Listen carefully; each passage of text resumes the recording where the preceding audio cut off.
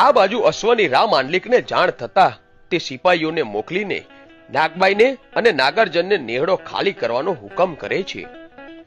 આઈ નાગબાઈ માં સિપાહીને કહે છે કે ગરવા ગિરનારના ધણી રા ગંગાજળિયાનો જીવ આટલો બધો ટૂંકો થઈ ગયો. પછી તો આ વાતની રા માંડલિકને જાણ થતા તે પોતે માણિયા ગામ જાય છે. રા માંડલિક પહેલા જ્યારે માણિયા આવતો ત્યારે સૌ પ્રથમ આઈ નાગબાઈને મળવા જતા. એટલે આઈને લાગ્યું કે રા અહીંયા આવશે, પણ બન્યું એવું કે રા માંડલિક ગામના ચાંપેથી જ હુકમ કરી દીધો કે મારું માણિયા કેમ ખાલી કર્યું નથી? અમારા ઘોડાને દૂધ પીવા છે, નેહડામાંથી દૂધ મોકલો. સિપાહીઓ કહેવા આવ્યા એટલે આઈ નાગબાઈ બોલ્યા, માંડલિકના ઘોડાને થોડા ઘણા દૂધે નહીં થાય.